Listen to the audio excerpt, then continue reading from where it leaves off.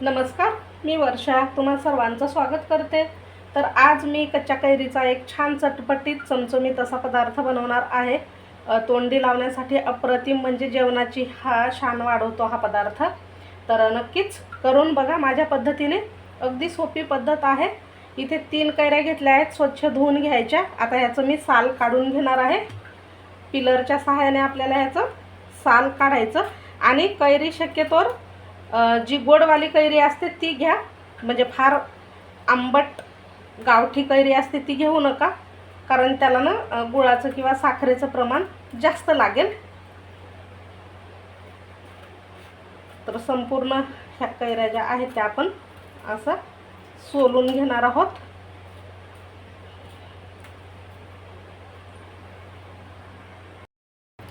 आता ह्या सोललेल्या कैऱ्या आपण किसून घेणार आहोत।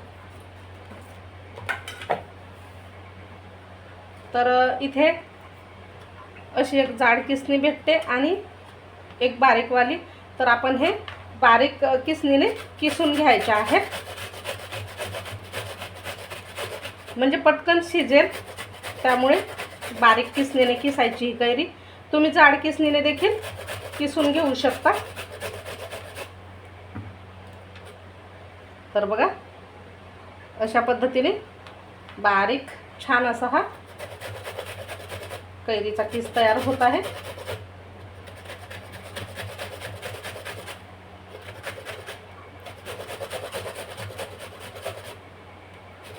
यामधली कोय असते ती काढून टाकायची, जी कैरीमधली बी असते बघा ती आपल्याला घ्यायची नाहीये।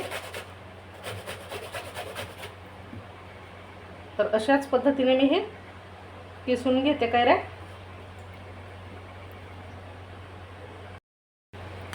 तर असा आपण हा कैरीचा किस करून घेतला आहे छानपैकी। तो मोजून घ्यायचा आपल्याला, म्हणजे गुळाचं आणि साखरेचं प्रमाण आपल्याला व्यवस्थित मोजूनच घ्यायचं आहे। त्यामुळे इथे तुम्ही पाहू शकता या वाटीने 1 वाटी एवढा हा कैरीचा किस आहे। तर आपल्याला गुळ सुद्धा याच वाटीने मोजून घ्यायचा आहे। आता या कढईमध्ये आपण किसलेली कैरी टाकून घ्यायची आणि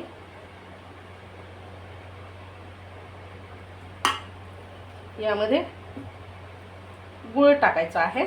तर आता मी ह्याच वाटीने मोजून गुळ सुद्धा घेते। तर इथे तुम्ही पाहू शकता बरोबर आपल्याला गुळ घ्यायचा आहे।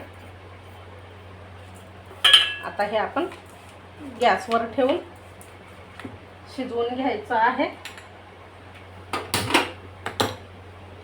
तर आपल्याला हे मध्यम आचेवरती व्यवस्थित गुळ यामध्ये मिक्स करून मेल्ट करून घ्यायचा आणि छान हे 2-3 मिनिटं शिजवायचं आहे।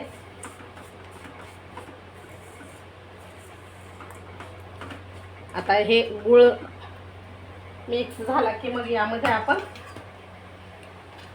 दालचिनीचे तुकडे टाकून देणार आहोत, म्हणजे याचा स्वाद ना अप्रतिम उतरतो। यामध्ये 2-3 लवंगा सुद्धा टाकायच्या आहे आणि हिरवी वेलची आहे ती थोडीशी अशी कुटून टाकते मी।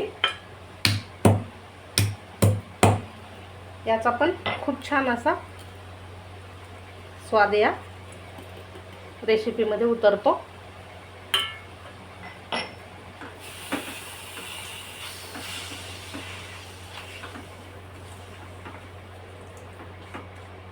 याला असं सारखं फिरवत राहायचं, म्हणजे कढईला चिकटलं नाही पाहिजे। यात तुम्ही गुळाऐवजी साखरचा देखील वापर करू शकता, पण गुळाचं खूप छान रंग येतो आणि चवही खूप छान येते, त्यामुळे मी इथे गुळ टाकला आहे।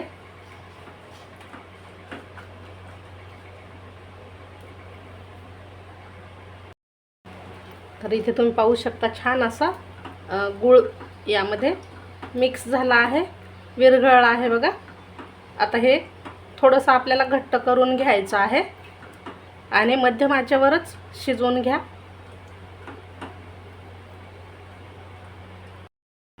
एक 2-3 मिनटं हे छान असं शिजवून घेतलं आहे. तुम्ही इथे पाहू शकता याचा पाक जो आहे तो असा घट्ट झाला आहे. आता इथे आपल्याला लाल तिखट, हळद टाकून घ्यायचं आहे. इथे मी अर्धा चम्मच लाल मिरची पावडर टाकते. तुम्ही लाल मिरची तुमच्या आवडीनुसार कमी जास्त घेऊ शकता. अगदी नावाला हळद टाकायची आहे, फार हळद टाकायची नाही. मीठ टाकायचं चवीनुसार आणि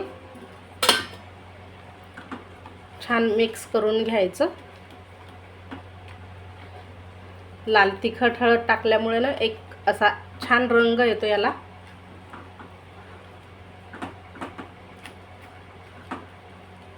व्यवस्थित मिक्स करून घ्यायचं आणि पुन्हा याला 1 ते 2 मिनटं शिजवून घ्यायचं आहे.